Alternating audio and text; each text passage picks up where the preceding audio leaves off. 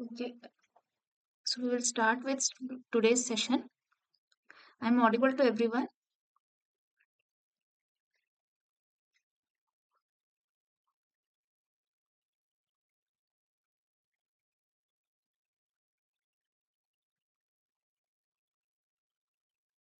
Oh,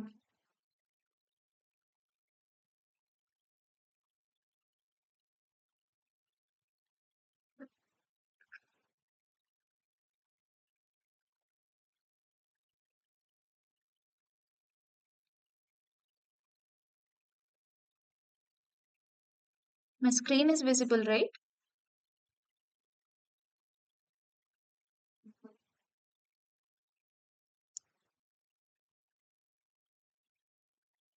It's not visible.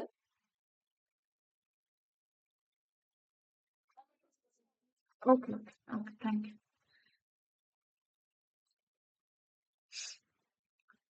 Okay then. So in today's session, we will be looking at like last week's session included like how will you be determining like you have finally purified your product of interest or protein of interest, and then you employ like electrophoretic techniques, gel filtration or SEC, okay, to determine the molecular weight or the oligomeric status of the of your protein. Okay, now this week's lecture, like week 10 lecture videos, mainly focused on spectroscopic techniques and protein sequencing techniques. So we will just summarize them and look at few questions. Okay. Mm. Now, protein sequencing is like a really essential workflow or pipeline in biological applications and medical applications as well. So what like the general overview is it enables the analysis of amino acid sequences, and when we analyze the amino acid sequences, it gives an idea about the protein structure and hence we can study its function. It helps in identifying new protein biomarkers and drug targets. We can also trace back phylogenetic trees or trace back the relationship between two proteins, whether from two different species or what might have been the common ancestors.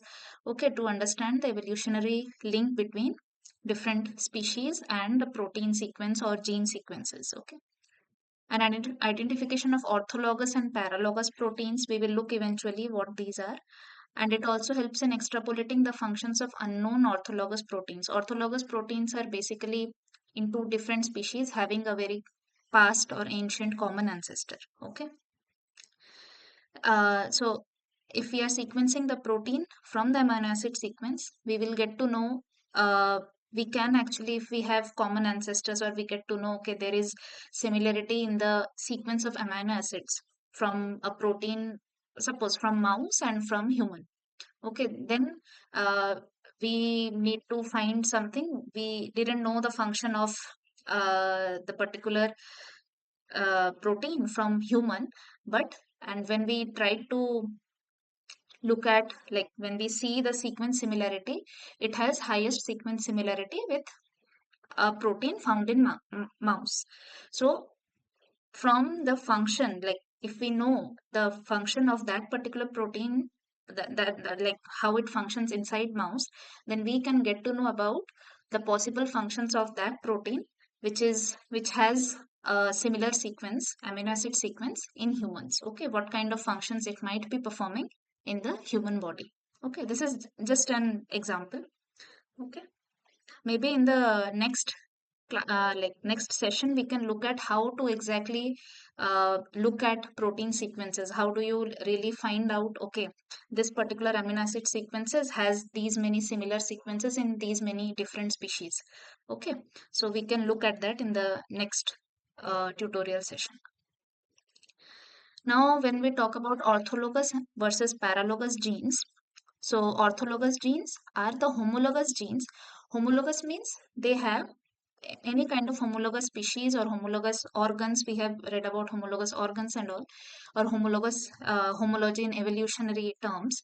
What it means is they have a common origin or like common ancestor. Okay. So orthologous genes are the homologous genes in different species due to the separation by speciation, and paralogous genes are homologous genes. These are also homologous, found within a single species due to duplication. Now, the orthologous genes are found in two different species, but if we trace back the origin, they have a common ancestor. Okay, they originated from the same sequence, suppose. Okay, so these orthologous genes carry out the same function as that carried out by the ancestral gene, and but in case of paralogous genes, these can have different functions other than those performed by the ancestral gene from where these genes have been derived. Okay, so orthologous genes due to speciation and paralogous genes due to genetic duplication. Speciation means it got divided into two different species. Okay, and orthologous genes are present in different species, whereas paralogous genes are present within the genome of a single species. Okay, uh, so if we are talking about genes, so the proteins encoded by these genes will eventually, like how orthologous and paralogous genes we are defining, similarly orthologous versus paralogous proteins will also be, like all these things will hold true for orthologous and paralogous proteins as well. Okay, yeah, see, so this is homologs from a very common ancestor. They all have the same sequence. Suppose when we are talking about genes here, now that particular thing got divided, or in frog, chick, suppose some kind of chain alpha is found in frogs, chicken, mouse. Okay, but another kind of thing, but so all these alpha chains are found in different species. They have the same origin, like ancient origin, and so these are orthologs of each other. Now, from the same gene, suppose two variations have occurred, which have like given rise to two different types, a little change in the amino acid sequence, thereby suppose alpha and beta chains of a particular protein. So this will be the beta chain. Now what is happening here is, so mouse beta, chick beta, frog beta, and frog alpha, like all the alpha chains in all these different species are orthologs of each other, and all the beta chains in these different species are orthologs of each other. But alpha and beta chains have the same origin, ancestral origin. So these two are paralogs of each other. Okay. So, like, this is how you can uh, talk about orthologous and paralogous genes for proteins. Okay. Now, as a general rule, orthologous proteins tend to perform the same function in different species, while paralogous proteins tend to have diversified somewhat in function. Duplication is a very common way in which evolution gives proteins the freedom to develop new functions. Okay. For example, this is the example here, like chymotrypsin, serine proteases are orthologous to each other. Okay, chymotrypsin and serine proteases are orthologous to each other, and they retain not only the same general function. Orthologous means different species, right? But performing the same function. Orthologous to each other, and they retain not only the same general function. What is the general function? Proteolysis using a catalytic triad including a serine. But these orthologous proteases also have the same substrate specificity. That is, it cleaves at positions following aromatic side chains. Okay, like in the amino acid sequence, they recognize the same substrate also, like they will cleave eventually after an aromatic amino acid residue, and also they are having the same general function, like the proteolytic cleavage. Okay, using this particular triad wherein one amino acid will be serine. The chymotrypsins are um, chymotrypsin serine proteases are orthologous to each other, but chymotrypsins are paralogous to the trypsins and the elastases. These two are again different enzymes. Okay, but in this case, these are paralogous to each other. What happens is these proteins share the same general serine protease function, but they have evolved to have different substrate specificities. Okay, these proteins also have paralogs which have lost all protease activity. Okay, so they have originated from the same, like they like they tend to have the same function where they have originated, suppose, but over the time they have either lost their protease activity, they have become paralogs to each other, or they have evolved to have different substrate specificities. Okay, like this is just an example to show what are actually orthologous and paralogous proteins. Now coming back to protein sequencing, what you usually do, like as the term suggests, this is you examine the covalent structure and amino acid sequence of a fully developed polypeptide, which is considered a component of post-translational modifications. Okay, so there can be different kinds of post-translational modifications like hydroxylation, methylation, phosphorylation. Okay, and the structure of a protein is intricately linked to the sequence of amino acids in that protein, right? Because these amino acid residues will only especially the functional groups, the atoms linked to one particular amino acid or all the amino acid residues will eventually impart the characteristic features of a whole polypeptide chain, and that will also the atoms, like the constituent atoms will be responsible for the interactions that are taking place between, like, among the residues as well of a particular chain, as well as residues between two chains, residues of two different chains. Okay, so all these interactions, as well as also interaction with the solvent or the aqueous, not necessarily aqueous, like the surrounding environment, that will also influence how the structure of what will be the folding of a protein, how a protein will eventually fold. Okay. Mm. Now let's look at few points. Why do we really need to do protein sequencing? This is a way to decode the genetic information. So at its core, protein sequencing serves as a bridge between the genetic information encoded in DNA and the functional proteins that carry out essential cellular processes. Unveiling protein function, definitely from the we just looked at the previous slide, like the amino acid sequence dictates the function of the protein. So the primary structure of a protein is intimately linked to its function. Each protein's unique sequence dictates how it will eventually fold into its three-dimensional structure and how it will interact with other molecules within a cell. Okay, and understanding this sequence is crucial for understanding the roles proteins play in biological systems.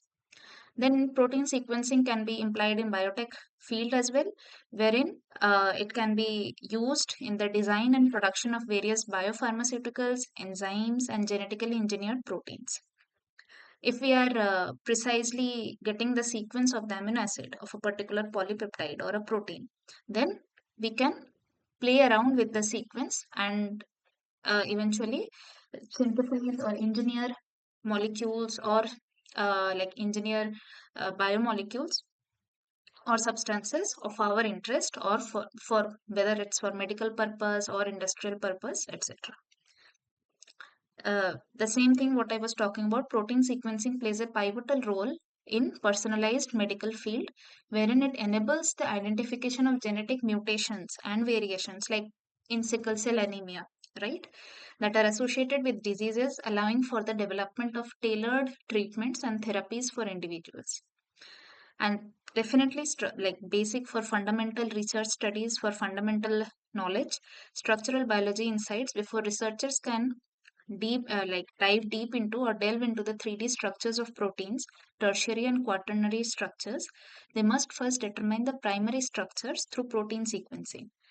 This will only give an idea of how eventually the protein will fold, which all residues will be inside, which all residues might be uh, flipped outside. Okay, and what might be the interactions going on with the aqueous environment or some polar or non-polar environment, and how these particular, then eventually if we study the basic information, then only we can really apply that particular knowledge for making, like, suppose for medical, for drug targeting or anything. If we know initially the fundamental sequence, or what is the primary amino acid sequence of a protein, then only one can really go about looking at, protein aggregates, suppose, or any kind of, like hemoglobin, suppose, or there are numerous neurodegenerative diseases, right, wherein there are aggregates, protein aggregates form of certain protein, proteins are like they have this tendency to form aggregates. So if we primarily like know the sequence of the amino acid, then that particular protein can be targeted.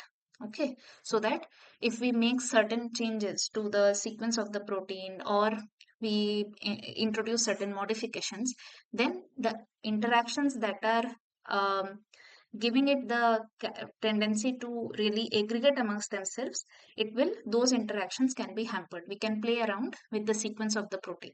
Okay, if that not, we have that basic knowledge that okay, this is the constituent amino acid sequence of that particular protein, which tend to form aggregates. Okay, then for proteomic advancements, in the study of proteomics, what happens? You study all the proteins within a biological systems, and for doing that, protein sequence is one of the foundational experiments that you have to like undertake, and it facilitates the identification of proteins. What are the different modifications on the amino acid residues? What are the interactions going on?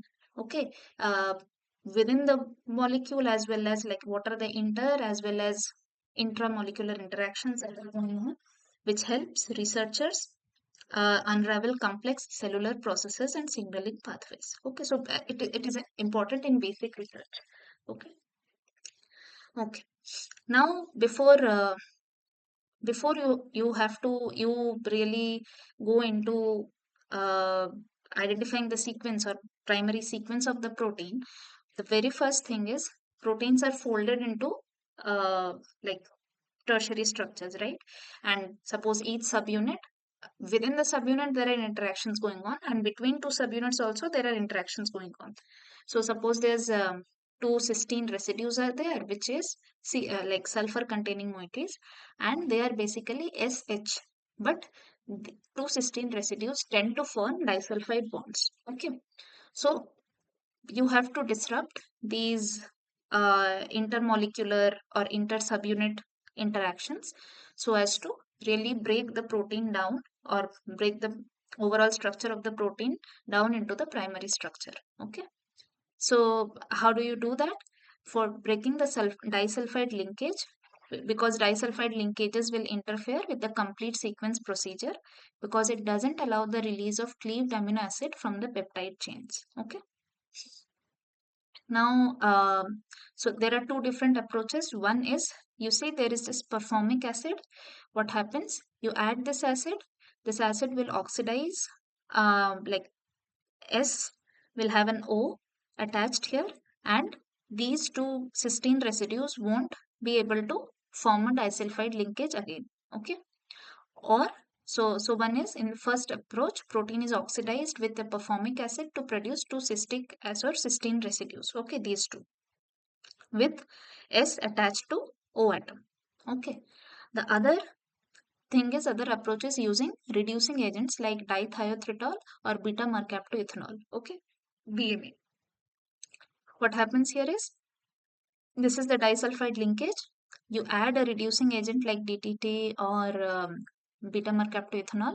What will happen is, it will reduce the like sulfur residues, like the two amino acids, but the thing is, it will add H atom. Okay, so SH. So if it is there, then this is, if you just leave it like that, then this is again prone to forming disulfide bond. So as to prevent this particular oxidation again, like uh, what happens is, you add iodoacetate. What it does is, it leads to carboxymethylation, like it adds methyl groups, and uh, then what will happen is, the sulfur won't be having only H attached to it, and it won't be prone to forming disulfide linkage again. Okay, so you basically kind of arrest the cysteine residues from forming disulfide bonds. Okay, now iodoacetate, the one we looked at here. Okay, what iodoacetate does is, it is commonly used to alkylate free thiol groups. Thiol groups means the SH that was formed during the reduction of disulfide bonds between cysteine residues. Now, when disulfide bonds are reduced, free thiol groups SH are generated. This one here. Okay. SH has been generated. And iodoacetate reacts with these SH groups or free thiol groups to form carboxymethylated cysteine residues, effectively preventing the reformation of disulfide bonds. Okay. Why is this important? Because it maintains the reduced state of cysteine residues necessary for further analysis or protein characterization. Okay. Now, you have like broken the disulfide linkages between cysteine residues. Next, what you have to do, because it is a huge sequence of proteins, suppose 300 amino acids, 800 amino acids, 400 amino acids, like that. Hundreds of amino acids are there. So what you will do is you have to cleave or digest that particular polypeptide chain using proteases or chemical agents that target proteins like with at a specific recognition sequence, and they cleave after a particular amino acid. Basically proteases are used mostly. Okay, so these are few examples of the reagents or proteases which cleave at these particular amino acid residues. Like trypsin will cleave after wherever in the whole peptide polypeptide chain, wherever there's lysine and arginine residues, it will cleave after that particular residue. Wherever there's chymotrypsin, like when we treat a polypeptide chain with chymotrypsin, it will cleave after phenylalanine, tryptophan, tyrosine, like all the aromatic amino acid residues. When you digest a polypeptide using pepsin, these leucine, phenylalanine, tryptophan, tyrosine, after these amino acid residues, your chain will be cleaved. Then there's this reagent cyanogen bromide. It cleaves after methionine. Okay, so these are few examples. Like you have to chop that long chain into smaller parts so that you can analyze the sequence. Like it becomes easier to analyze the sequence. Okay. Now, protein sequencing can be categorized into three main methods. So, how do we, like, after you have chopped it off, like, digested the polypeptide chain, uh, you start by investigating the N terminal portion of the fragments, or you investigate the C terminal portion of the fragments. But the C terminal portion, like investigation, all these methods are limited, which mainly involve carboxypeptidase enzymes, okay, which digest at the C terminal part. And or either you just digest it like randomly using different kinds of enzymes so that different types of fragments are generated of the same polypeptide chain, breaking down polypeptides into peptides. Okay, so these are the three main approaches. Now we will eventually look at it one by one. Okay. Now, identifying the N-terminal residue, what happens? The like you have the N-terminal amino acid analysis is a three-step process. So what you do is, this is your uh, peptide, okay, and this is the reagent, which is 1-fluoro-2,4-dinitrobenzene. Okay. Uh, Now what happens is, this this is the amino terminal group or N-terminal group of the polypeptide chain. What happens is, in most of the cases, these ones like DFNB, these or dancyl chloride, these reagents label the N terminal of the polypeptide chain. Okay, see here. And if we use DNFB, what happens is, it will release hydrogen fluoride and form this particular complex, wherein now, in most of these cases, these reagents also label free amino group present on basic amino acids like lysine and arginine. Basically, it is reacting with NH2 group here, whereas where fluorine and H are forming, like combining together and leaving as hydrogen fluoride, and this is getting labeled at the N-terminal area. Right now, what happens is dinitrofluorobenzene, this DNFB, reacts with the free amino group to form this complex, which is dinitrophenyl amino acid complex. Okay. Next, what happens is you have to hydrolyze the protein. Uh, Majorly it is acidic hydrolysis. So H3O plus or H plus ion concentration use like acid hydrolysis of dinitrophenyl amino acid complex. This one leads to breaking of the peptide bond to release dinitrophenyl amino acid complex in the solution, as well as because acid hydrolysis will lead to breakage of the peptide bond, because peptide bond is formed between carboxyl COOH group and like of one amino acid and NH2 group of another amino acid, right? So what happens is that is kind of a condensation reaction, right? Peptide bond formation, you like with the release of one molecule of water or H2O, CONH bond is formed, right? So, if you do acid hydrolysis, then what happens is you basically break the peptide bonds, but this end terminal, the one amino acid that is exactly at the end terminal, will be labeled with this particular DNFP compound. Okay. Now, yes, acid hydrolysis of dinitrophenyl amino acid complex leads to breaking of peptide bond to release this complex in solution. And whether it's TLC like thin layer chromatography or HPLC system, you basically do chromatography to separate the components of the, like separate the this particular complex along with the other, like all this reaction mixture is separated on chromatography. So each one will be having different, like each type of uh, molecule will be migrating at different points, okay, on the matrix, right? So based on that, you can elute out the stuff, or you can uh, just understand by like using specific controls, like using specific standard amino acids, you can compare and uh, like infer that okay, this is the particular amino acid present at the N terminal end, and then you go about uh, using like labeling the same way, labeling different fragments, okay. Another way is Edmond degradation. So what happens here is it is a technique for purifying proteins by systematically eliminating individual amino acid residues from the peptide's amino end, like NH2 end. Okay. So what happened is Per Edman devised a solution to the problem of potential protein damage during hydrolysis. The previous one, what was happening? Like you are hydrolyzing the thing and amino acid residues are getting like detached from one another, right? So instead of using harsh conditions, what this person did, like he introduced a novel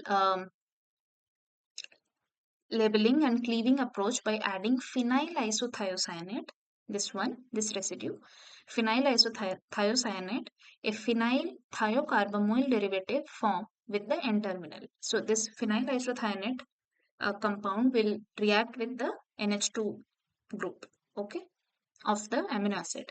Now, cleavage of N terminal occurs under mild acidic conditions. See, okay, resulting in a cyclic compound known as phenylthiohydantoin PTH amino acid. This one, this residue here. Okay. So this process preserves the protein integrity, leaving behind two peptide sequence components. Okay. The procedure can be iterated, like repeated for each residue, allowing for the sequential separation of individual residues without compromising the overall structure. Okay.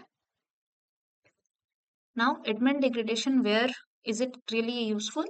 It is useful because it does not really damage the protein. It is performed under mild acidic conditions, and this allows the sequencing of the protein to be done, like it is less time consuming, and it is done best if the composition of the amino acid is known, okay. And to really determine the amino acid composition, what happens is the peptide has to be hydrolyzed, because individual amino acids has to be separated and that has to be hydrolyzed. So what needs to be done is you denature the protein, heat it and add HCl for a long time, okay. So individual amino acids will be separated, and these amino acids can be separated using ion exchange chromatography, because the amino acid residues might be having like any kind of chromatographic techniques. One is ion exchange chromatography, because again, based on the buffer conditions, what is the pH of the buffer, based on that each amino acid residue will have a net charge on it, okay. Based on that, these will be separated. Now what happens is when the individual amino acids have been hydrolyzed and separated, uh, like peptide bond has been hydrolyzed and the individual amino acids have been separated. These amino acids are then dyed with ninhydrin. This is again a reagent which is used to identify the amount of like amino acid, or which is used to identify, which is a colorimetric reagent. Like this assay, ninhydrin assay, is used to like a colorimetric assay to really determine the concentration or the amount of amino acids present in a solution. Okay. The amount of amino acid can be determined by the amount of optical absorbance.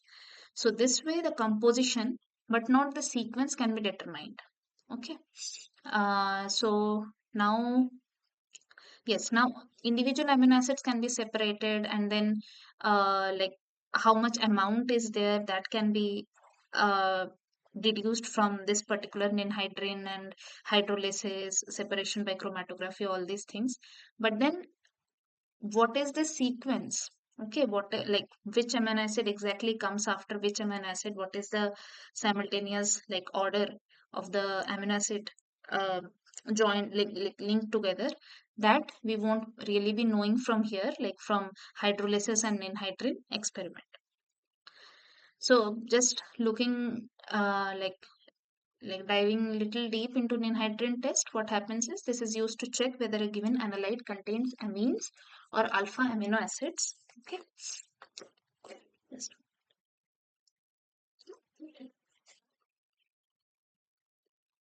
So in this test, ninhydrin, which is actually a chemical compound, uh, this is added to a test solution of the analyte, like whatever solution we want to uh, like really test for or analyze or examine. There, this particular compound is added. The development of a deep blue color indicates the presence of ammonia, primary or secondary amines or amino acids in the analyte. Okay. So see, this is the reaction that is taking place, and this is the aldehyde that comes out. Carbon dioxide comes out, water is released, and this particular complex is formed. Okay, so amino group belonging to free amino acid, the NH2 part, undergoes a chemical reaction with ninhydrin. So ninhydrin here, okay, this is the amino acid here, NH2CHR, COH, R can vary, right? This is the amino acid and this is your ninhydrin. It behaves as an oxidizing agent. This one here is behaving as an oxidizing agent, and when exposed to ninhydrin, the amino acid undergoes oxidative deamination, resulting in the release of CO2, NH3, okay, and an aldehyde along with hydrin reduced form of ninhydrin. Okay, not exactly this one. Now the NH3 that has been released, it will react with another ninhydrin molecule to form diketohydrin. This is the Ruhlmann's complex. This particular complex is responsible for the deep blue color formation. Okay, so NH3 is, this is the final reaction product wherein you actually, this is the complex and NH3 has been used up. It has reacted with, like in general, we see that in the presence of ammonia or primary or secondary amines, this ninhydrin will react. So if NH3 is released, that released NH3 then again actually acts as a reactant and reacts with another ninhydrin molecule to form this complex, and this complex gives us this deep blue color. Now the intensity of this blue color will eventually like development of the blue color itself will tell that okay, some kind of primary or secondary amine is present here, and the intensity can also be used to check how much of the amount is there, like what is kind of the concentration. Okay, so when the analyte contains amino acids like proline, okay, a yellow colored complex is formed. When asparagine is used, the color of the resulting complex is brown. Okay. Now, with Edmond degradation, what happens is larger proteins cannot be sequenced by Edmond sequencing because of the less than perfect efficiency of the method.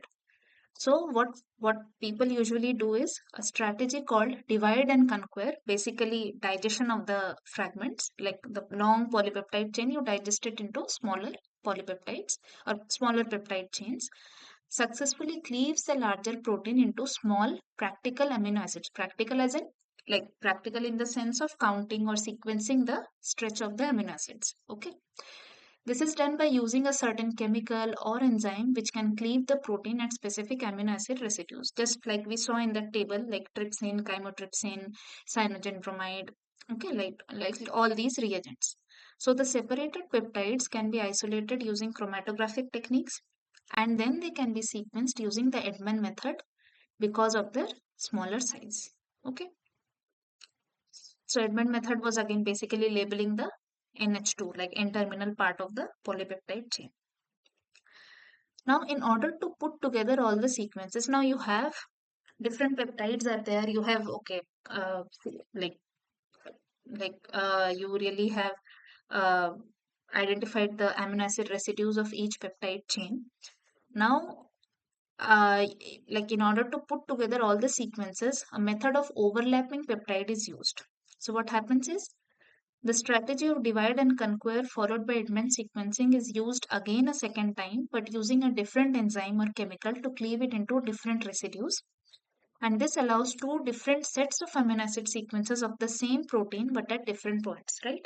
Now, suppose a particular chain, polypeptide chain, has been cleaved using trypsin and it gave rise to A, B, C fragments. And another protease has been used to cleave the same polypeptide chain, but it has a different specificity. It has a different recognition sequence or recognition site or cleavage site. So it will generate, suppose, maybe suppose A1, B, C1, like that residues. Okay, so there will be overlap between the fragments that have been generated, okay, the peptide fragments, and based on the overlapping sequences, we can eventually, like, this is the sequence, this is the sequence of this thing, but there might be overlap between the between few of the residues of different fragments when the same polypeptide chain has been digested using different enzymes, okay, or cleaved using different chemicals or enzymes. So there will be different length of the polypeptide chains, and these two different sets of amino acid sequences or polypeptide chain from the same protein can be compared and examined for any overlap, and the sequence can be known for the original protein. Okay, this is like divide and conquer is basically you are cleaving it or like digesting a very large polypeptide into smaller peptides. Okay, now so this is again an example. Trypsin can be used on the initial peptide, the very first, like your whole large polypeptide chain without any modification and all. Like you haven't really proceeded for protein sequencing. What you can do is you are first using trypsin, suppose. Okay, you cleave it at the carboxyl side of arginine and lysine residues. Okay. Now, using trypsin to cleave the protein and then you sequence them individually with Edman degradation, it will yield many different individual results. Now, although the sequence of each individual cleaved amino acid segment is known, the order is like totally jumbled up.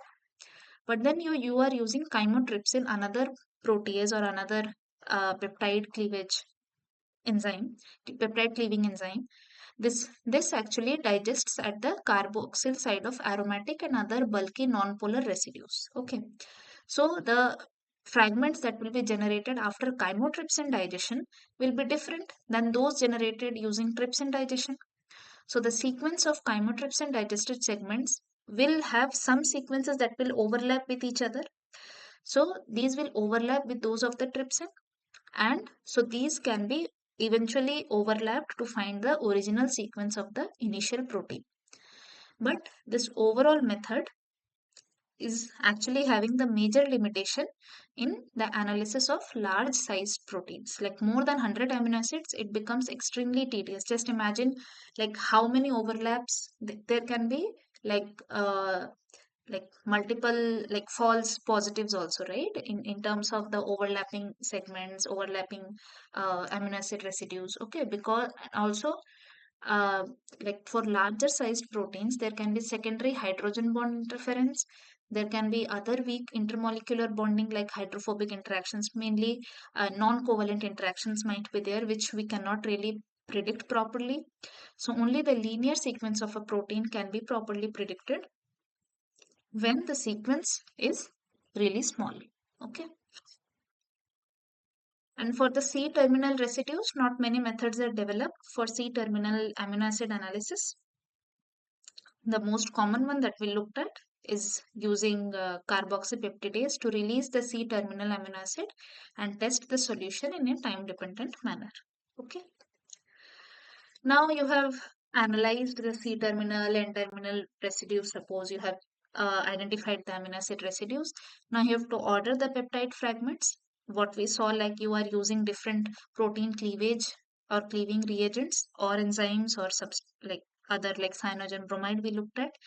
It will produce overlapping amino acid stretches, and these stretches can be used to put the whole sequence in order. And then you have to look at the disulfide bonds because you had digested it earlier, but you didn't really know where exactly the disulfide bonds existed. Okay. So the protein cleavage by trypsin is performed with or without breaking disulfide linkage.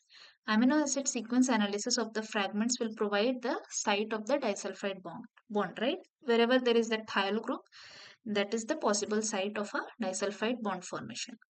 The presence of one disulfide will reduce two peptide fragment and will appear as one large peptide fragment, right? Now, another method like we looked at Edmond sequencing, another is mass spectrometry, which is a very like reliable technique. It is nowadays preferred for determining the protein mass and structure.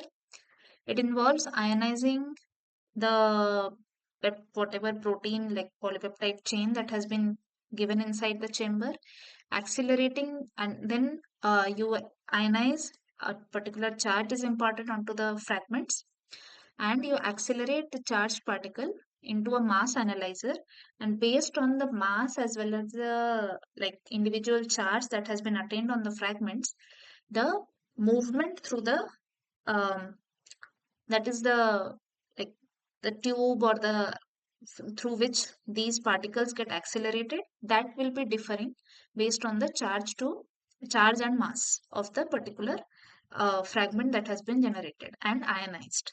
Okay, so this detection is based on the deflection, which is proportional to m by z ratio.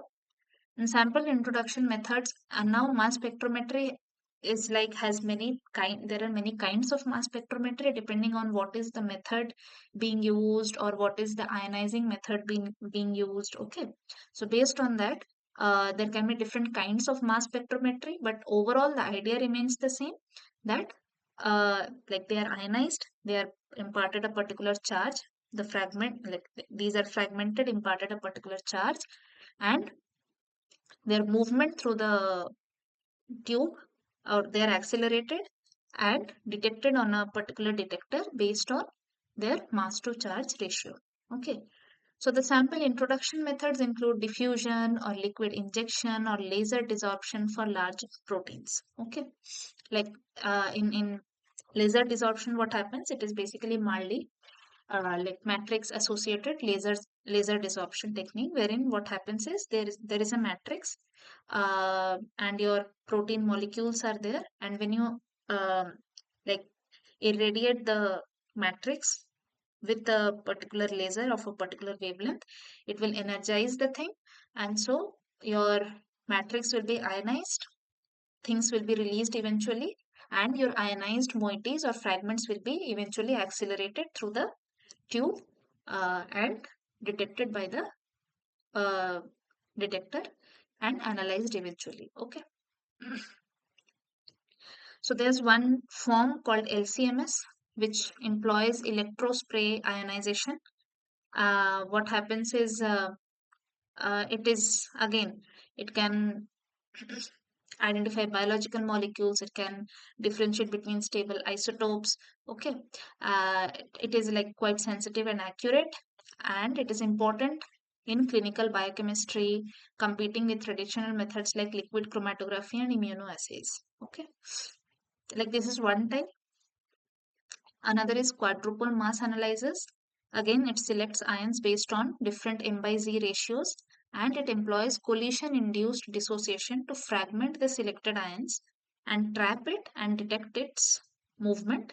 Okay, and allow the determination of protein and peptide sequences. So these are like basically the thing is this is determining the uh, like this is ionizing your protein, like fragmenting the proteins, ionizing the things and letting it accelerate through a tube, and based on the mass as to charge ratio, these are being detected at different time points, and based on that the whole like sequence of the amino acid can be determined.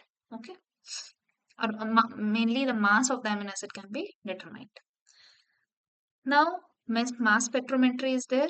Next comes spectroscopy. So what broadly spectroscopy refers to?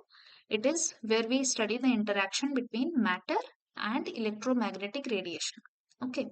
So when we talk about matter, matter can be ions, molecules or atoms, any kind of moiety that has mass and volume, and this technique employs like light, like it uses light that tends to interact with matter and exhibits some features of a sample to know much about its consistency or structure. Okay, now the nature of the interactions in spectroscopy techniques between radiation and matter may include absorption, absorption, emission or scattering. Okay, now, there are two kinds of spectroscopy. One is qualitative and quantitative.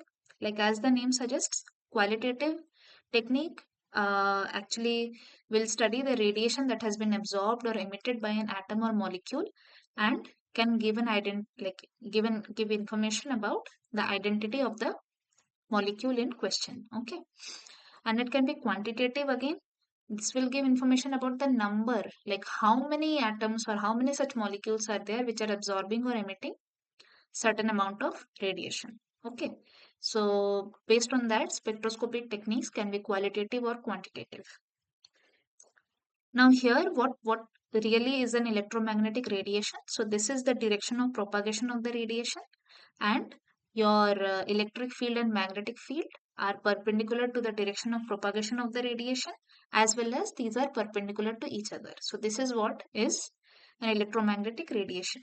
Okay, and this is the electromagnetic spectrum, and two like crests or uh, two of these peaks, distance between the two peaks refers to a wavelength, or two crests or like troughs refer to a wavelength, right? And this is the electromagnetic spectrum, wherein this is the range of the wavelengths. Radio waves having the maximum, like the longest wavelength, and gamma rays having the least wavelength. But because we know uh, the like formula, the representation, that is c is equal to nu lambda. Speed of light is equal to frequency multiplied by wavelength of the light, right? So what happens is, like, or wavelength of the radiation.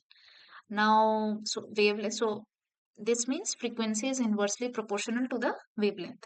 So if wavelength is increasing, that means the frequency will be decreasing, or vice versa.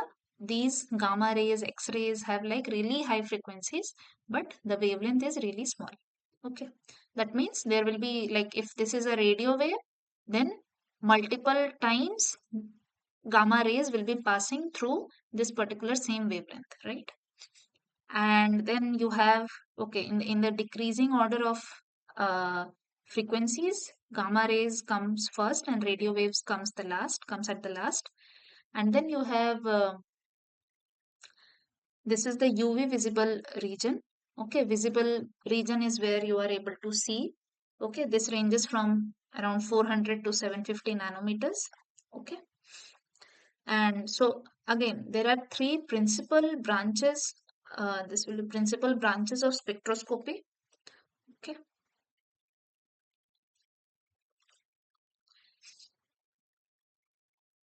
so one is the absorption spectroscopy. As the name suggests, it uses the range in which a material, like whether it's an atom or a molecule or a group of molecules, group of atoms, or an amino acid, whatever, in which a material absorbs the electromagnetic spectrum or a certain range in the electromagnetic spectrum. It involves atomic absorption spectroscopy and different molecular techniques such as infrared spectroscopy and NMR spectroscopy, nuclear magnetic resonance spectroscopy. Another is the emission spectroscopy. It uses the electromagnetic spectrum range in which a material radiates a particular wavelength of light. Okay. The material must consume the energy first, and this energy may come from several sources like luminescent sources, which defines the subsequent emission, right? So there's fluorescence spectroscopy. So what happens is a particular, like how we have read about all these fluorophores tag probes. We talk about fluorescence tagged probes and all, or fluorophores. So basically what happens is a particular light excites the molecule, and the electrons then will go to higher energy levels. But when the when the electrons come back from a high energy state or high energy level to the ground state or to lower energy levels, they will emit energy, and this energy corresponds to a certain wavelength of uh, light or certain wavelength range, which uh, thereby emitting a certain like range of the electromagnetic spectrum, right? One is absorption, one is emission, and another is scattering spectroscopy, which tests the amount of light at specific wavelengths or incident angles, right? And polarization angles that a material can scatter. The method of scattering is much quicker than the process of absorption and emission, right? So one kind of spectroscopy is Raman spectroscopy, which uses the light scattering principle, and these ones, emission and absorption, uses the absorption and emission techniques, wherein the material will absorb energy, uh, go up, or it will absorb energy, and while coming down it will emit certain range of radiations, or give out energy. Okay. Now, primarily the lecture videos deal with absorption spectroscopy. So absorption spectroscopy is based on the law known as Beer-Lambert law, which is again a combination of two different laws, Beer's law and Lambert's law. So what happens is, when an electromagnetic radiation passes or falls onto a homogeneous medium, some amount of light is reflected back, right? Some amount will be absorbed, and uh, remaining ones will be, or the remaining amount will be transmitted through the medium, right? So absorption spectroscopy will be governed by, is usually governed by two laws, which I talked about, Lambert's law and Beer's law, and the combined form is known as, famously known as Beer-Lambert law. So what does Lambert's law suggest? It states that when uh, monochromatic light passes through a transparent medium, the intensity of transmitted light decreases exponentially as the thickness of the absorbing material increases. That means if the monochromatic light means a light of a single wavelength or a particular set of wavelengths. Okay. So whenever monochromatic light will pass through a transparent medium, if the medium is thick enough, then there will be a certain amount of the absorption of the particular light will be greater, definitely. So the amount transmitted out will be lesser. So that's what, this is inversely proportional to the transmitted light will be, or intensity of the transmitted light will decrease as the thickness of absorbing material increases. And Beer's law states that the intensity of the transmitted monochromatic light will decrease as the concentration of the absorbing substance increases. Definitely, if the concentration is increasing, there are far more molecules or far more um, amount of particles which are there to absorb the light. So the amount of light transmitted, if there are, suppose in a glass, suppose in a glass container there are three particles, so there is enough space for a light that is shown from one side of the glass container to really pass through undeflected, right? It will transmit almost, suppose, 90% of the light. But if there are, suppose, 100 particles of the same solute or same type in the same glass container, and you are shining a particular light from one side of the glass container, then definitely the transmittance or the free space for the light to really pass through, the medium, suppose it's in a transparent medium, then that will be much lesser as compared to when only three particles were present in the whole medium. Okay. So that is what Beer's law suggests, that with the concentration, the transmittance or the transmitted light's intensity will decrease, or it is inversely proportional. Or if we say it in other words, the absorbance will increase with the concentration of the absorbing substance. The absorbance will increase with the thickness of the absorbing material, right? So the absorbance is basically directly proportional to the thickness of the material as well as the concentration of the sample, right? So this is the light source. This will emit light at a range of different wavelengths. This is the monochromator. This is the incident light. This is the cuvette. This is basically the, like I was talking about a glass container, but usually for spectrophotometer purposes, for taking absorbance readings, you have this cuvette. I think there was a demo for UV spectrophotometer also in one of the lecture videos. And then light will be transmitted, and there's a detector which will detect this transmitted light, the amount of transmitted light that has been, the intensity of the light that has been transmitted. So Beer-Lambert's law, if we combine it, so absorbance is basically directly proportional to the thickness of the absorbing medium, right, or material, and concentration of the sample inside, right? So when you really there is this proportionality constant that comes into picture, which is called molar absorption coefficient. Okay, A is equal to, like, absorbance is equal to epsilon into length or the path, like distance or the path length, into concentration of the sample. Okay. Transmittance is another way of describing the absorption of light. The previous expression was absorbance. So the transmittance is simply the ratio of the intensity of the radiation that has been transmitted through the sample to that of the incident radiation intensity. As is clear from the definition of absorbance and transmittance, both are dimensionless quantities because these are the ratios of the same, um, like same quantity, right? And so absorbance and transmittance are therefore presented or represented in arbitrary units. These are dimensionless quantities. Now coming to the UV visible region. So UV region, for the wavelength range, it's from nearly 10 nanometers to nearly 400 nanometers. And within this also, it is divided into near UV. The wavelength range is 250 nanometers to 400 nanometers. Then there's far UV region, which is 190 nanometers to 250 nanometers wavelength long. And there's something called vacuum UV region, which is less than 190 nanometers long. And then visible region uh, stretches from 400 nanometers to nearly 750 or 780 nanometers. Okay, this is where you are able to perceive the, like, colors, different types of colors. Suppose you're able to see basically. Now, when a specific wavelength of light hits a molecule, that molecule will get excited. And once the molecule, if we are talking about molecule getting excited, it's basically the electrons that are the electrons, mostly those electrons which are in the outermost shell or orbitals revolving around the nucleus, those get excited. And once the electron excites, it excites from the ground state, or it can be from a lower energy state to the higher energy state, right? So due to this excitation, an electron can jump off uh, and absorb the light energy that has been um, that has hit the particular molecule.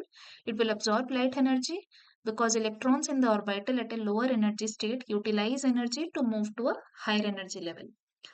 But since energy is neither created nor destroyed but can only be transformed from one form to the other form, what happens is electromagnetic radiation, suppose an example is given that in the UV visible range, this particular like wavelength has been given, then only light possessing this precise amount of energy, okay, the energy corresponding to this range of wavelength, can cause transitions from one level to another of a particular electron, which will eventually correspond to that particular energy difference. Okay, like this particular energy difference, this corresponding energy, whatever, like from lambda, we can get your um like E is equal to energy is equal to h nu, right? So based on nu, if the frequency can be written as speed of light divided by the wavelength, right? So then eventually you can calculate the energy. But this is the simplest form. Like there are many other considerations into taking place. So the simplified form will be E is equal to h nu, right? So only light possessing the precise amount of energy that can cause transitions from one level to another for the electron in question will absorb, because matter's energy levels are quantized. It is fixed, right? Now, if the energy is utilized, the intensity of light received is lost, and at this time, the energy absorbed by the electrons will equal the energy difference between two energy levels. During this stage, the electron transition occurs. Okay. So after the interaction of electromagnetic radiation with the molecule, the spectra received are called absorption spectra. Hence, it is called electron spectroscopy. Similarly, when electrons in the orbital at a higher energy level move to the ground energy level, the spectra received are called emission spectra. Okay. Or emission. Basically, it should be emission spectra. Okay. Now, so I think with we talked about spectrophotometer in general, right? We during cell culture, like E. coli cell cultures, we read about that. Okay, how much, like what should be, whether it's in the exponential phase, whether it's in the lag phase, or like nearing the stationary phase. So we talked about spectrophotometer. Now, when in general in a UV spectrophotometer, what happens is there's UV light source, there's visible light source, okay, and there's a monochromator which will only allow a certain range of wavelength to pass through. And single beam spectrophotometer has only one cell, to wherein what happens is you need to have a standard, okay, through which you will be, like with reference to which you will be measuring the absorbance of your samples, because your sample can have, like, ideally the reference sample or the blank, what we call as blank or standard, is ideally the solution which is, like, in which your sample has been suppose dissolved or resuspended, or like wherein, like, whatever the solution your sample is in, that solution, like without the sample, will serve as the reference or the blank. Okay.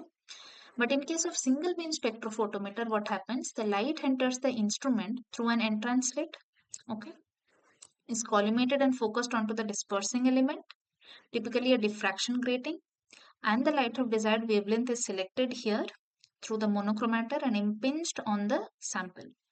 Intensity of the radiation transmitted through the sample is measured and converted to absorbance or transmittance. Okay. Now like this is the single beam spectrophotometer. Now here what happens, ideally your sample shouldn't have, or like ideally there shouldn't be no change in the type of the way, like beam that is coming inside. But what many times what happens is there might be differences in, suppose this is one by one, you have to first take the absorbance of your blank, or the reference sample, and then you have to put in your sample inside and then take the reading absorbance value. Now what might happen is, uh, although within that time scale, there can be differences in the, like ideally it shouldn't have any difference, whatever type of absorbance or wavelength was received by the reference sample should also be received by your experimental sample. But then there is, like, all these are ideal case scenarios, so there are technical errors, there are technicalities where which should be taken into consideration, and so those are not picture perfect, or those are not the ideal case scenarios. Okay, so there will be differences. So what happens is, so there will be differences, ideally the reference cell will be taken as the standard, but then the light that has been received by the reference sample will be somewhat different from sample, like experimental sample. So the reference that you are like you will be subtracting your values with like or like you, yes, like with the with respect to the standard sample or the blank uh, measurement, you will be measuring your absorbance values, right? So if the amount of light passing through both these are different, are not really the same, so then there will be differences in the value, calculated values of the absorbance, okay, which might eventually lead to problems later in calculating concentrations and calculate for various types of assays. Suppose you are trying to calculate the concentration of nucleic acids or like protein content in a particular solution or carbohydrate content in a particular solution, like that. So things might be problematic eventually. So to really help negate this particular effect, double beam spectrophotometers have come up. What happens is initially everything is similar till monochromator. Then there's a splitter which splits the same wavelength. So whatever changes are happening here, this will be experienced by both the sample, experimental sample, as well as the standard reference sample. And then the light will be like whatever transmitted light intensity will be detected finally, and that will give the absorbance. Okay. So a double beam spectrophotometer has two light beams, these ones, one of which passes through the sample, this one, and while the other one passes through a reference cell. This allows more reproducible measurements because any fluctuation in the light source or instrument electronics appears in both the reference as well as the sample. Therefore, it can be easily removed from the sample spectrum by subtracting the reference spectrum. Now, the most commonly used detectors that we are talking about here, in case of UV vis spectrophotometers, these are photomultiplier tubes. And the monochromator, the one that will select a single wavelength or like allow only a single wavelength to pass through or a specific set of wavelengths to pass through. So the monochromator uh, is placed after the sample so that the sample is exposed to the entire spectrum of the incident radiation and the transmitted radiation is dispersed into its components. Okay.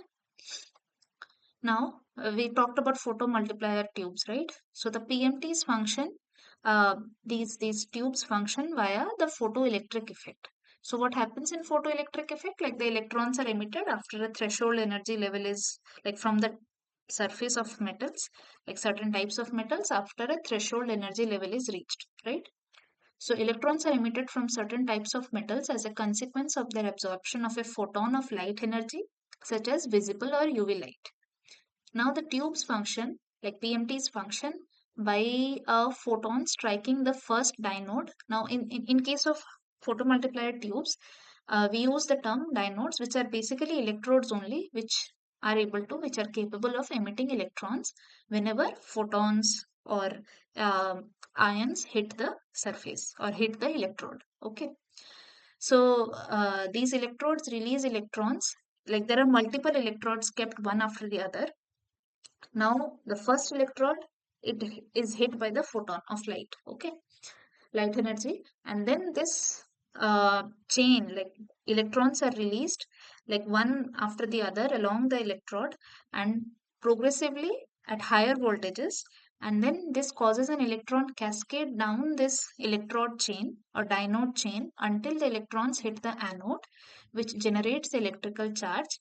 This final generated electrical charge is measured, and the net result is one photon releases many electrons onto the anode because we are really putting in a series of um, electrodes so that the number of electrons released gets amplified. Okay, so this is how you really are able to measure the electrical charge that has been generated. Next comes infrared spectroscopy. So what happens here is this uh, spectrum lies after the UV visible spectrum in terms of like it is uh, high, it has a higher wavelength than the UV visible spectrum. So what it lies between visible and microwave regions, and therefore spans the wavelength of this much micrometers, or we can talk in nanometers also. Nanometers range like 780, like that. The energies associated with molecular vibrations are smaller than those associated with electronic transitions. So these fall in the infrared region. So the photon, the same thing has been written here. The photon energies associated with this part of the spectrum, electromagnetic spectrum, are not really large enough to excite the electrons. Like in UV visible spectroscopy, we looked at like the energy, whatever is there, whatever absorption we are getting, whatever spectroscopy we are able to perform, that is due to the electronic transitions. Okay, but the energies that are associated with this range of the electromagnetic spectrum are not really high enough that it can induce the like excite the electrons and lead to electronic transitions between different energy levels. But these are enough to induce vibrational excitation of covalently bonded atoms and groups. Okay, so this is why infrared spectroscopy is used to probe the vibrations in molecules and is also known as vibrational spectroscopy. Okay. And again, infrared region, this whole region is divided into three parts, which is the near IR, the far IR, the middle IR. Okay. These are the regions and these are the wavelength range. Okay. But this middle infrared region is basically the region of interest for studying molecular vibrations. Okay. Now, when we talk about degrees of freedom and molecular vibration, like a freely moving molecule, suppose in a 3D space, like there are three axes on which a particular molecule can really move or rotate or vibrate. Okay, so in a 3D space, an atom in isolation has 3 degrees of freedom. If we talk about only one particular atom, this will have 3 degrees of freedom corresponding to the motion along three independent coordinate axes. Okay, so if a molecule is composed of n atoms, then it should have ideally a total of 3n degrees of freedom, right? But then if there are multiple atoms in a molecule, the movement of one particular atom will be affected by the nearby atoms, right? So now if we look at the degrees of freedom of a diatomic molecule, a diatomic molecule should have a total of 6 degrees of freedom, out of which 3 will be translational motion of the molecule along these axes. 2 of them will define rotational degrees of motion, and while one corresponds to the vibration of the atoms along the bond. Okay, so 3 and minus 6 will be vibrational degrees of freedom, right? And if there is linear molecules, then this particular calculation comes to 3n minus 5, which represents the true or fundamental mode of vibration of a molecule. Okay, vibrational mode, whatever is remaining after subtracting the translational modes like along the axis and the rotational modes of freedom, that will give us the vibrational mode of freedom, okay, of a particular molecule. Now see, the normal modes of vibration are asymmetric, symmetric, wagging, twisting, scissoring. So all these are basically, this is a video, all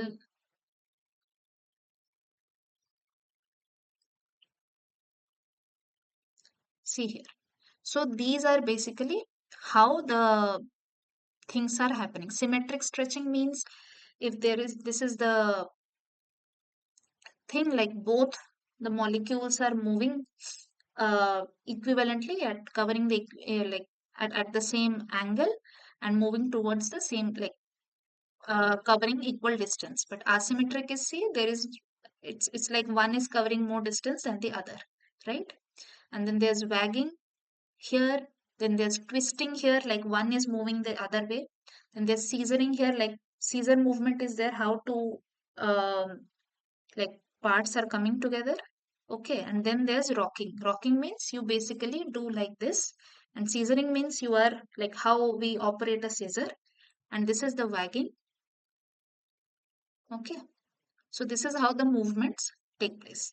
Okay, like different kinds of vibrational modes. These are the basic 6 modes of vibration. of a like of the constituent atoms of a molecule. Okay. So, so now when we talk about absorption in the of infrared radiation, a molecular vibration is IR active. That is, uh, we use the term IR active when a particular molecule absorbing like or absorbs infrared radiation. Uh, if the vibration results in a change in the dipole moment. Okay, only the molecule is IR active if the absorbed, like after absorbing the infrared radiation, the there is a change, like it will vibrate, and the vibration will result in a in changing the dipole moment. So dipole moment, if like um like in chemistry classes we had read earlier that the dipole moment depends on the distance, right? When we calculate the thing, there will be distance factor will come into play depending on how strong the dipole moment will be, or how, definitely it also depends on how um, strong is the electronegativity, or how much electronegative a particular atom is. That also influences the dipole moment. So a diatomic molecule that has one mode of vibration may not absorb an infrared radiation if the vibration does not accompany a change in the dipole moment. So what happens in case of homonuclear diatomic molecules like H2, nitrogen, oxygen, what happens is like they're like these are not really IR active. But in case of carbon monoxide, it causes, when it absorbs IR radiation, it causes a change in the dipole moment and is therefore IR active. Okay.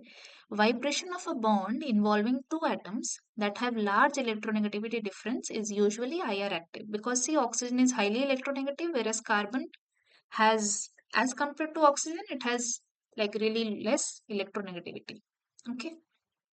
Now, when we talk about an IR active vibration of a particular frequency, it absorbs the IR radiation of the same frequency. Like, like it will, like whatever molecule has absorbed the infrared radiation, it will have a vibrational frequency, like it will vibrate. And so the frequency of the vibration will ideally for that IR active molecule will be absorbing, the vibration of a particular frequency absorbs the IR radiation of the same frequency. Okay. So now if there's a question like, let us calculate the position of the absorption band for carbonyl stretching vibration like CO. Okay. And the frequency has been given. Like, okay, this much, suppose 5 into 10 to the power 13 vibrations per second in acetone. So what will happen is, usually the way to represent the thing is 1 by lambda. And 1 by lambda is wave number, which is nu bar. Okay. So if 1 by lambda is there, lambda is c by frequency, like speed of light by frequency. So 1 by lambda will become nu by c. So here we don't know the lambda. We have been given only the frequency. And c we already know that it will be 3 into 10 to the power 8 meter per second, or 3 into 10 to the power 10 centimeter per second. But usually it is represented in like per centimeter units. So that is why meter per second has been changed into centimeter per second. Like speed of light is 3 into 10 to the power 8 meter per second, right? So again, this frequency is also has been given like per second. Definitely either it's hertz or it's per second, and you can basically represent the position, or this is represented in terms of not the wavelength but inverse of wavelength, which is wave number. Okay. So this is, these can be like the types of questions that can be asked. Okay. Now, the different types of functional groups, like we talked about ketone, CO group. Okay. So, all these, due to the type of atom that are there, due to the electronegativity differences between the constituent atoms of a functional group, the wave number also differs. Okay. The carbonyl group is an interesting functional group worth discussing. Why? Because carbonyl is a double bond with very high polarity, because oxygen is highly electronegative as compared to the carbon. Stretching vibration of carbonyl group. Stretching means these two are stretching. When it is IR active, it has absorbed IR radiation, then it will vibrate. So during vibration, it is stretching. Okay, causes large changes in the dipole moment, consequently resulting in a very intense absorption band. Furthermore, the frequency of carbonyl stretching does not differ significantly for aldehydes. CHO group, there also you have C double bond O. Ketone, you have C double bond O, there's carboxylic acid, there is C double bond O, then OH group is attached, and esters, COOOH, right? So the large intensity and relatively unchanged frequency of carbonyl stretching allows easy identification of the carbonyl compounds. You will get a particular graph, right?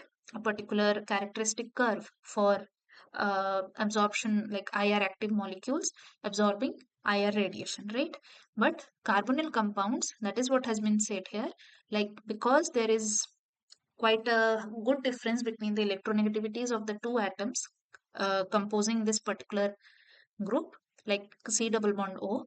What happens is whether it is present in aldehydes, the like whatever atoms are surrounding nearby, it won't really affect the vibration of the stretching vibration of the CO group. Okay, so that's why the value or the characteristic peak or curve that is obtained in the final graph, you can easily identify a carbonyl compound present there. Okay, like C, at least compounds having C double bond O present there. Okay, so it is important to note that carbonyl stretching frequency can be much lower for amides and much higher for anhydrides and acid chlorides. Amides will have nitrogen, which is again an electronegative atom, right? So it will influence the vibrational frequencies. Okay.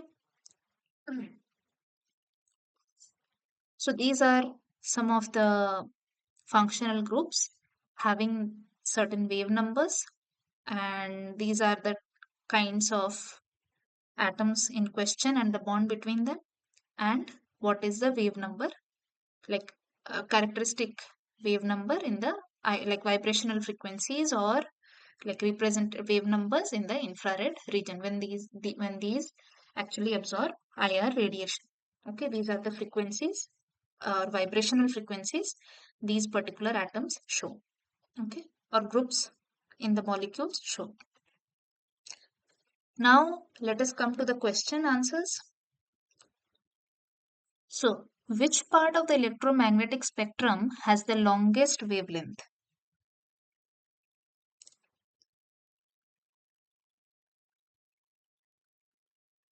Can anyone answer?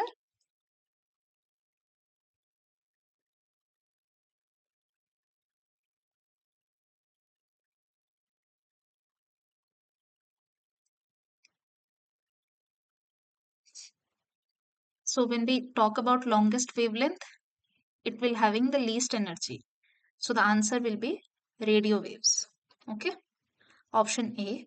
And when we talk about like highest frequency, it will be gamma rays. Or if we talk about which part of the electromagnetic spectrum has the highest amount of energy, is the most energetic one, this will be gamma rays. Okay, now UV visible spectroscopy is primarily used for what type of characterization or analysis?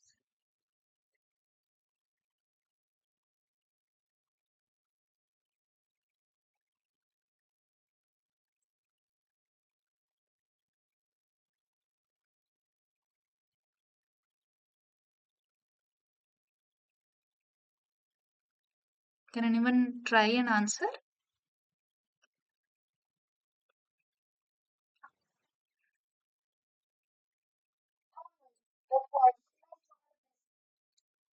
The question is this one.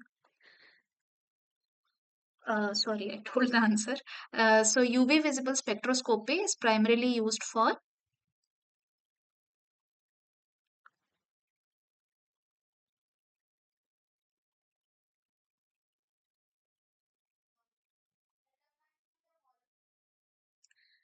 Um, Actually, you like in UV visible spectroscopy, we looked at absorbance, right? So absorbance is absorption coefficient into concentration and the path length, right? So you can't really determine the molecular weight, but you can always character like how are we getting this particular wavelength, and how are we really getting into this particular absorption and transmittance. What is happening here? Due to the electronic transitions, because the range in the UV visible spectroscopy, what happens is the range, the energy range, the wavelength range corresponds to enough amount of energy that can drive electronic transitions from one energy level to another energy level. Okay. So UV visible spectroscopy is primarily used for characterizing electronic transitions. Okay. So now the next question is, in UV visible spectroscopy, the absorbance of an analyte is directly proportional to whether it's temperature, concentration, wavelength, or refractive index of the solvent.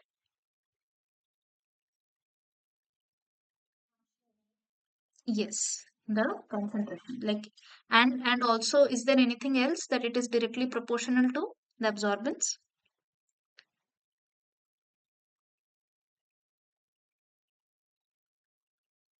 One is the concentration, it's correct. The other is the L or the, yes, yes, the path length. Okay.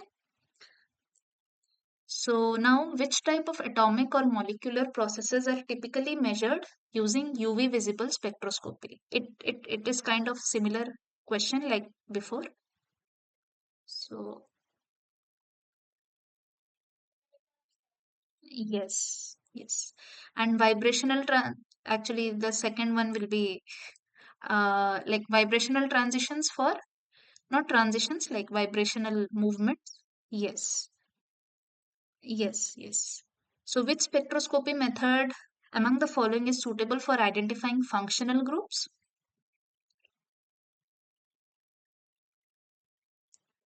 We looked at it just few. Yes, yes, or IR spectroscopy. Okay. Then electron paramagnetic resonance spectrum spectroscopy uses, so here when we talk about anything paramagnetic or diamagnetic, we are talking about the spin, right? So spin means in paramagnetic substances, electrons are unpaired, right? In diamagnetic substances, all the electrons are paired. So when we are talking about the spin of a particular electron, so the spectrum that it corresponds to is usually having very low frequency. Okay. So which among these have like has the least frequency or longest wavelength? Yes. So the answer will be radio frequency waves. So electron paramagnetic resonance spectrum basically involves the spin due to unpaired electrons. Okay. So see here. This is from the lecture video only, like lecture note only. Radio frequency region has very low energies that correspond to the energy differences in the nuclear and electron spin states. So these frequencies find applications in nuclear magnetic resonance like NMR spectroscopy and electron paramagnetic resonance spectroscopy. So since the question had ESR or EPR, electron spin resonance, this is a method for studying materials that have unpaired electrons, which are paramagnetic in nature. So the basic concepts of EPR are same as nuclear magnetic resonance, but in nuclear magnetic resonance, we basically measure the spin of the nuclei in question, or nuclei of the atom. But here the spin in case of electromagnetic electron spin resonance, you are basically measure the spin of the electrons when a particular wavelength has been like when the electrons are exposed to a particular wavelength of light or wavelength of radiation. Okay. Okay. So a UV visible spectrophotometer can measure what type of value out of these four? Yes, this is absorbance. Now, this is absorbance. Now, do you guys know about hydrodynamic volume?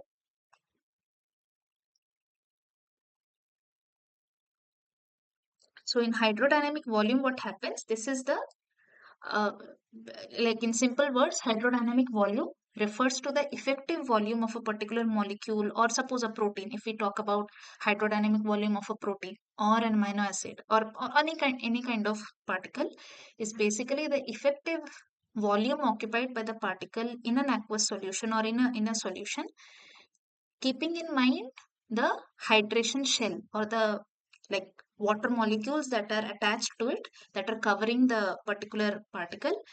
So what is the like effective volume or the total like net volume that has been occupied? So ideally, if we remove the hydration shell or remove the water molecules, that will be lesser volume. But because suppose in case of proteins there are polar residues, right, which will be interacting with the water aqueous environment, water molecules will be covering the protein molecules, right? So there's a hydration shell outside a protein molecule, which is basically nothing. Like hydration shell is a bit complicated term. It's basically H2O, okay, surrounding the particular protein molecule. So that is the effective volume that has been covered by the protein molecule in question. So that is the hydrodynamic volume. And fluorescence, like there are probes attached, which like or fluorophores, which absorb at particular wavelength or wavelength of light, get excited, the electrons get excited, and while coming back, they will emit light of certain wavelength. Okay. Now there's zeta potential. What happens in zeta potential is, this is the potential difference at the slipping plane. Now what exactly is happening here is, uh, the interface when there's basically zeta potential is used to measure how much, like what is the content, or how much how stable a colloidal mix is. Okay.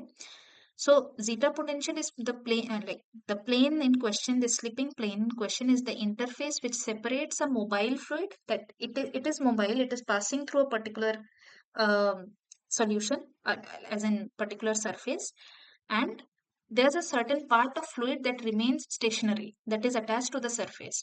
So the potential difference between that particular stationary layer of the fluid that is passing through or passing over a surface, and the like the plane exactly at the interface where the fluid is passing through and some of the fluid is remaining on the surface. Okay. So see, zeta potential is an important and readily measurable indicator of the stability of colloidal dispersions. Magnitude of the zeta potential indicates the degree of electrostatic repulsion between adjacent similarly charged particles in a dispersion.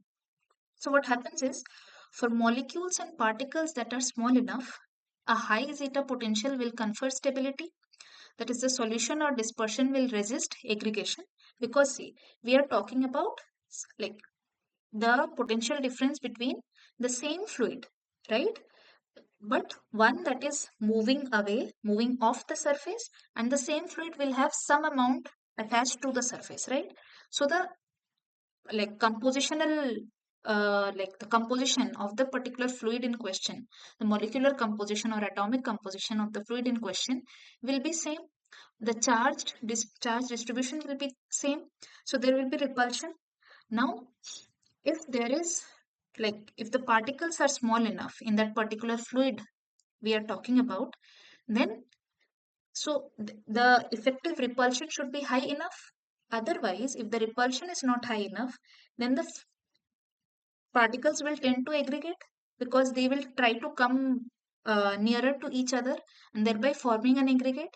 If the repulsion is high enough, then they won't be forming an aggregate, but they will be able to slip past through each other, okay, without really coming very close.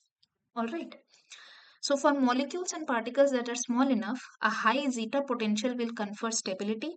That is, the solution or dispersion will resist aggregation. But when the potential is small, the potential means the potential difference that we are talking about. The attractive forces may exceed this repulsion that I was talking about, and the dispersion may break and flocculate. Okay. So when we talk about a colloidal solution, colloids with high zeta potential, negative or positive, are electrically stabilized, while colloids with low zeta potential tend to flocculate or come together. Okay. tend to flocculate or coagulate as outlined. Like this is taken from a source. So like these tend to coagulate or flocculate. Okay. Now the dash of a spectrophotometer splits light into various wavelengths. What is that particular thing called?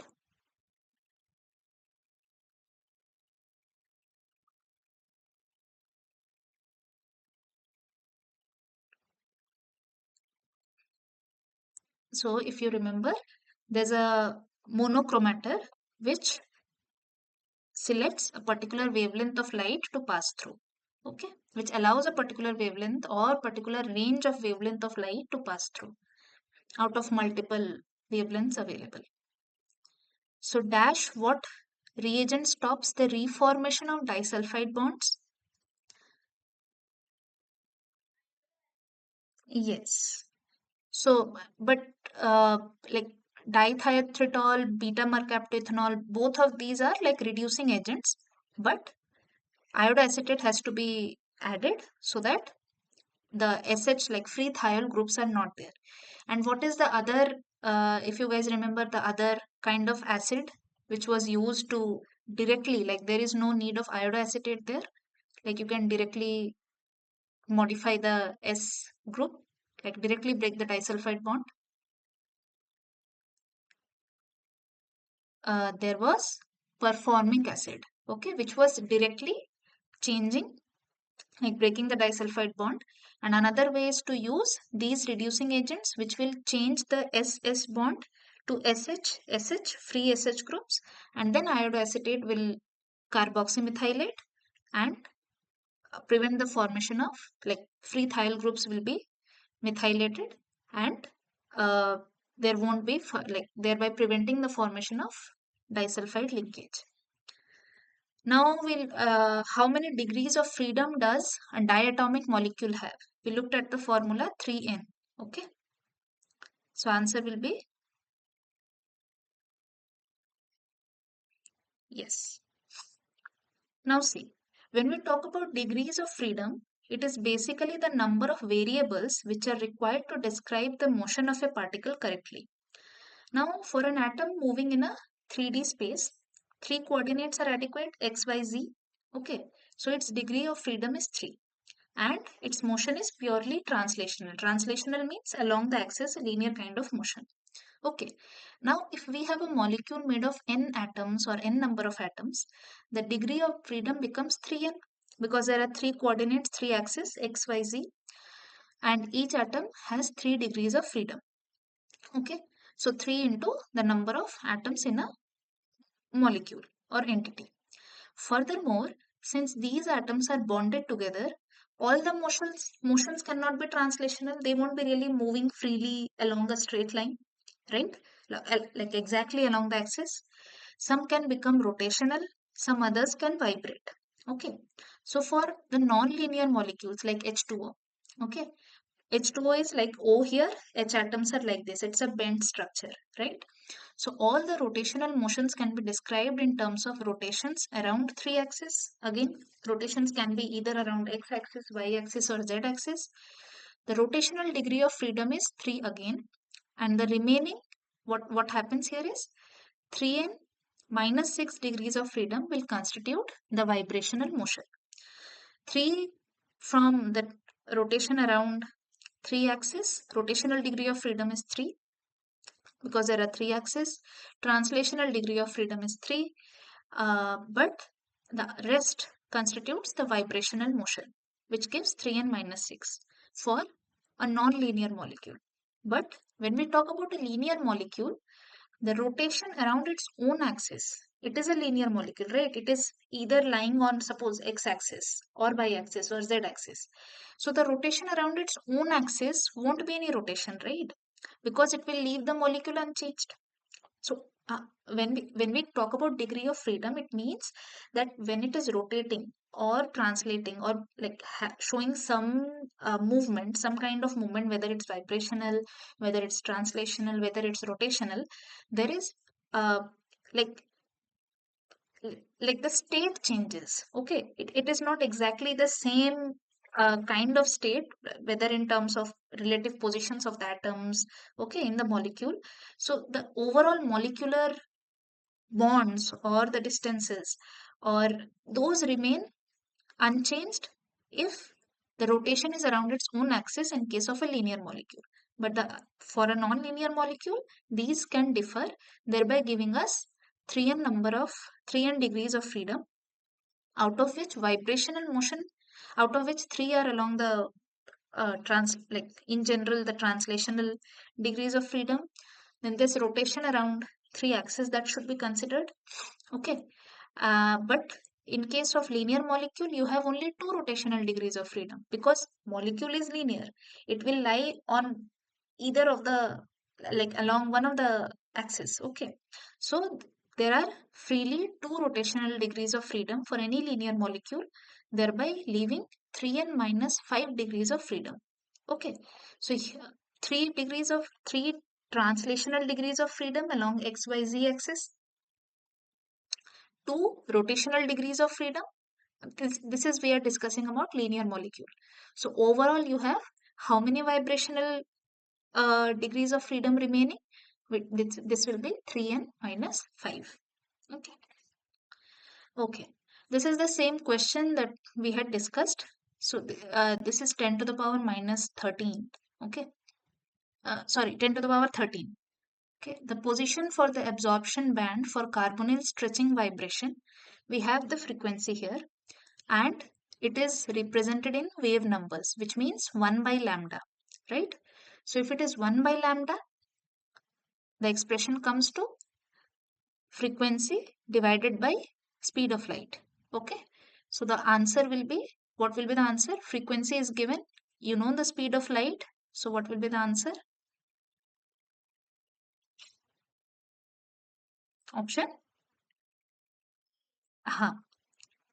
This will be 1700 per centimeter. Okay. Now, in an infrared spectrum, which region corresponds to the fingerprint region? Fingerprint means, like in general, how our fingerprints are characteristic of each type of person. We can identify a person from his or her fingerprint, right? So what happens is, there also in the IR spectrum, whatever curve we get, based on that, or the graph we get, based on that, there's a fingerprint region wherein we can find most of the molecules there. Okay. So does anyone remember what is the region from the lecture videos?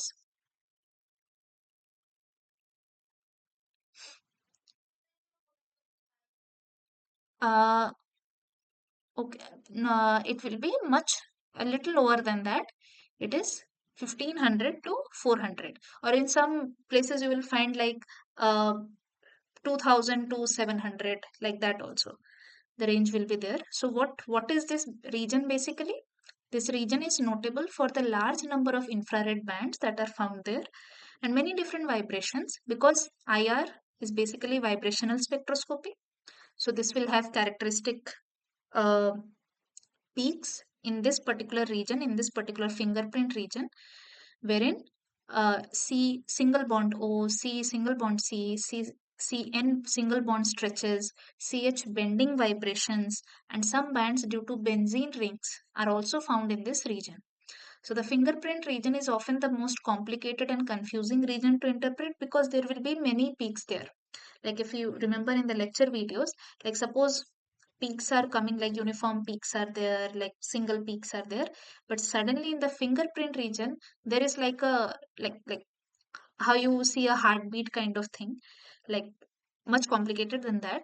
So you will see the multiple peaks in this particular region, which corresponds to many different kinds of molecules, like as in groups having different atoms, whether bound by single bond, double bond, or what kind of movement is there, whether it's stretching, whether they are bending, whether the two molecules are bending with respect to each other. Okay. So based on that, it is often the most complicated and confusing region to interpret. And usually, whenever you get a whole spectrum, this fingerprint region is the last one to be interpreted. But the utility of the fingerprint region is that Many different bands there provide a fingerprint for a molecule. Okay, most of the molecules atoms, like two atoms or the functional regions, functional groups, can be found in this particular region. Okay, now like whenever there are certain factors that can shift the absorption spectra to either smaller wavelengths, which means towards the left side, or towards the longer wavelengths, which means towards the right side. So there are certain terms here, which is bathochromic shift, wherein you shift the absorption spectrum shifts towards the longer wavelength, which means suppose there has been a decrease in energy. If something is shifting towards the absorption spectrum is shifting towards wave like longer wavelengths, that means the energy is decreasing. Overall net energy is decreasing because the wavelength is increasing. Okay. And if it's the other way around, if the wavelength, if the overall spectrum shifts towards the shorter wavelengths, that means the energy is increasing. Okay. And also see here, if the shift is towards the smaller wavelength, towards the left side, it is called hypsochromic shift. Also, you see hypsochromic has been shown in blue and bathochromic has been shown in red.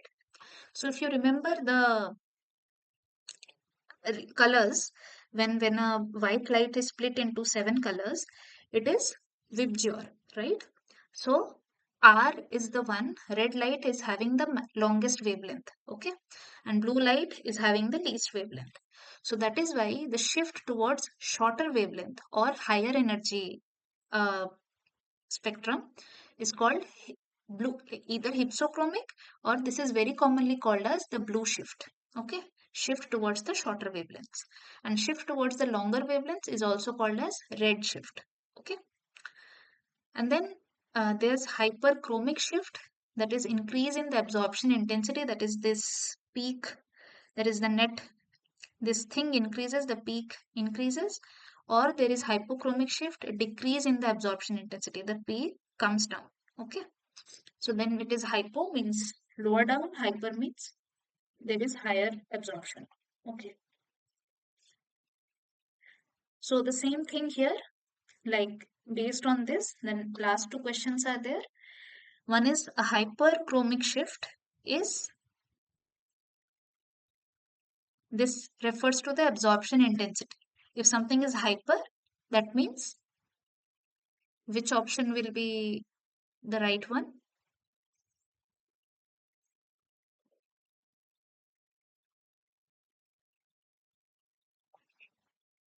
So there will be increase in the absorption intensity. Okay, whenever there is hyperchromic shift. Okay. Now suppose when an oxochrome is attached to a chromophore. A chromophore are light emitting molecules. Okay, as in has a color of its own, or color like which imparts color to the suppose solution. Okay.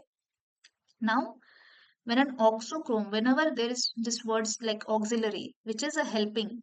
Okay, so oxochrome refers to something, some molecule which actually increases the intensity of the color, or increases the action of the chromophore. Okay, so oxochromes do not have their own um like like any color of their own, but when attached to a chromophore, it will increase the intensity of the color. Now, if you remember, blue light having the least like short wavelength scatters the most, right? But red light having the longest wavelength scatters the least, right? If you remember from a prism thing, if a white light, the blue light gets scattered the most, red light bends the least.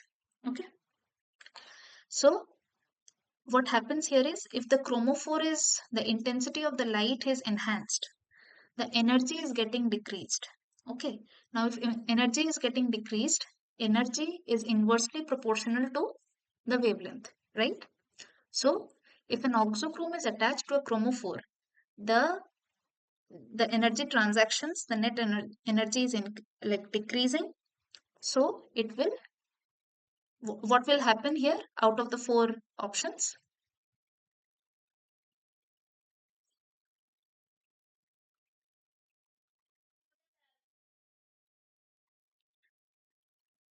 it will increase the absorption intensity, but then that will ultimately, the thing is here, we are not talking about the intensity here, but it can either lead to increase in absorption intensity or decrease in absorption intensity. But the primary thing that will happen here is energy is getting lowered. Okay, energy exchange is getting lowered. So it will shift to longer wavelengths, right? Because as the wavelength increases, the energy transactions, like, or the net energy decreases. Okay, so it will shift to longer wavelengths, and it will basically help in intensifying the color. Okay. Now it is a group. Now when we talk about oxochrome, it is a group that does not behave as a chromophore on its own, like color. It doesn't impart color on its own, but when it is linked to a chromophore, it shifts the absorption towards longer wavelengths while increasing the intensity of absorption. Okay. So oxochrome enhances a molecule's color, whereas chromophore imparts color to a molecule. Okay. So oxochromes are basically color enhancing group. So actually this will also be correct, but how is this getting influenced? This is getting, first, this is energy is getting, like, it is shifting to longer wavelengths. Then only due to the like decrease in overall energy, the absorption intensity is getting increased. Okay. So there are certain oxochromes. Suppose if there is a chromophore molecule, if you add like OH group, NH2 group, NH, like N group, NH group is there with some other functional group attached. If there's N in general and there are two other functional groups attached, then also this will add as oxochromes. Like this will increase the intensity of the color. Okay. Or increase the intensity of absorption. Okay. So this is it for today's session. See you in the next week. In next week we will try to look at uh, like how do you really retrieve sequences, like some bioinformatics part, so that you can see that, okay, how from gene to nucleotide, sorry, from nucleotide sequence to protein sequence, how can you really deduce that? So we can look at few of this, like just online practical kind of thing. And then also we will be summarizing the week 11 lecture videos, and along with that we can look at few of these things. Okay. Okay then. Thanks for joining.